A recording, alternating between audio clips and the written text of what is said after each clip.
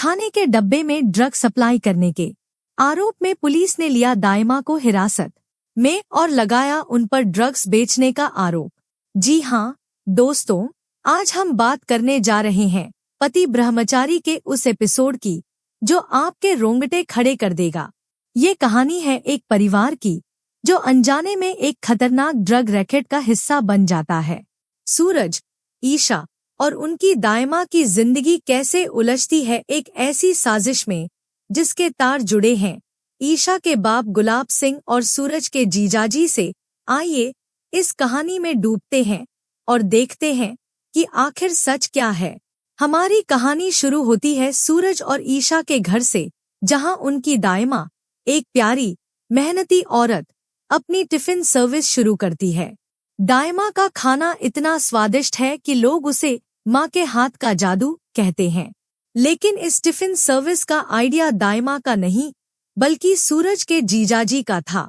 जीजाजी जो बाहर से तो बड़े भोले भाले लगते हैं लेकिन असल में एक चालाक शख्स हैं जो इस बिजनेस को गलत तरीके से पैसे कमाने का जरिया बनाना चाहते हैं। सूरज और ईशा को इस बात का जरा भी अंदाजा नहीं कि दाइमा की टिफिन सर्विस में सिर्फ खाना नहीं बल्कि ड्रग्स भी सप्लाई हो रहे हैं।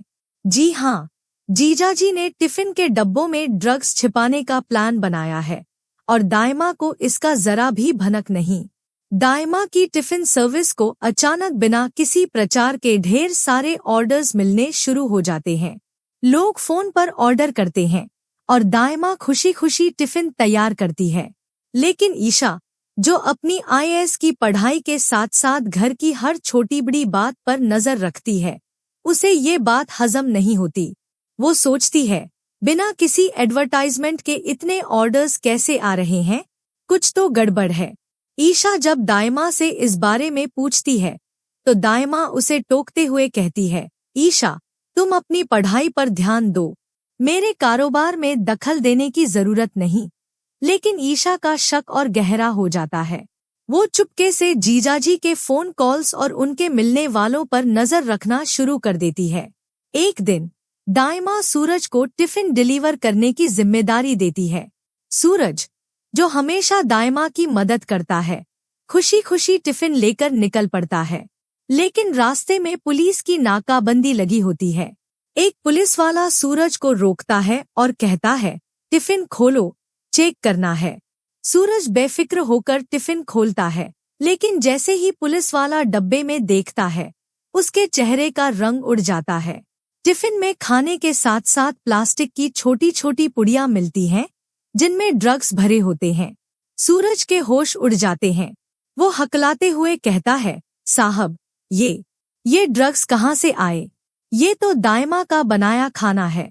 लेकिन पुलिस को सबूत मिल चुका है। वो सूरज की एक न सुनती और सीधे उनके घर पहुंचकर दाइमा को हिरासत में ले लेती है। सूरज दाइमा को बचाने की कोशिश करता है, लेकिन पुलिस उसे धक्का देकर अलग कर देती है। ईशा, जो ये सब देख रही होती है, पूरी तरह टूट जाती है। वो सोचती है, मेरी दाइमा और सूरज ऐसा कर ही नहीं सकते। आखिर ये ड्रग्स आए कहाँ से? ईशा को यकीन है कि इस साजिश के पीछे कोई बड़ा राज है। वो अपने आईएएस की पढ़ाई में सीखे गए तर्क और सूझबूझ का इस्तेमाल करती है। वो जीजाजी के ऑफिस में चुपके से जाती है और उनके फोन रिकॉर्ड्स चेक करती है। उसे पता चलता है कि जीजाजी एक बड़े ड्रग रैकेट से जुड़े हैं।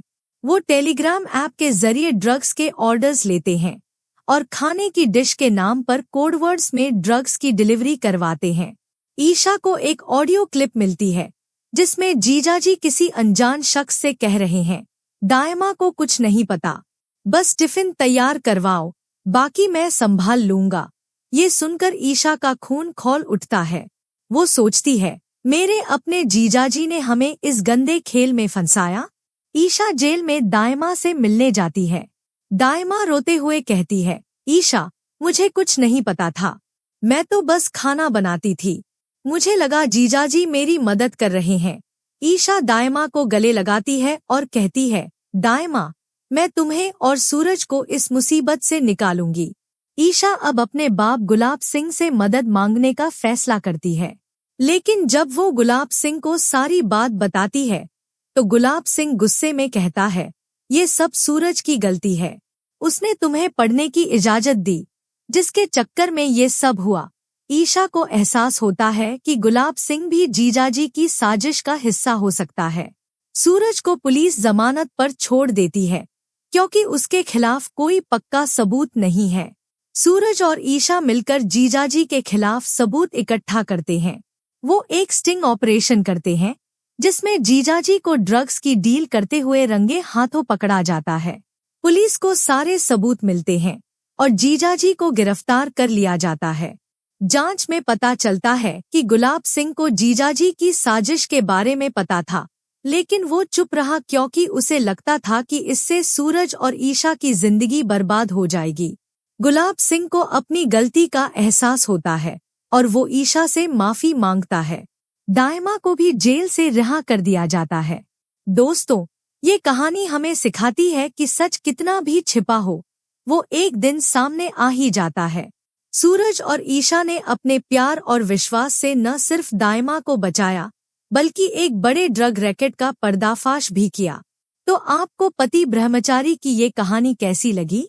क्या आपको लगता है कि ईशा अपने आईएएस के सपने को पूरा कर पाएगी? हमें कमेंट में जरूर बताइए। और अगर आप ऐसे ही रोमांचक अपडेट्स पाना चाहते हैं, तो हमारे चैनल को सब्सक्राइब करना न भूलें।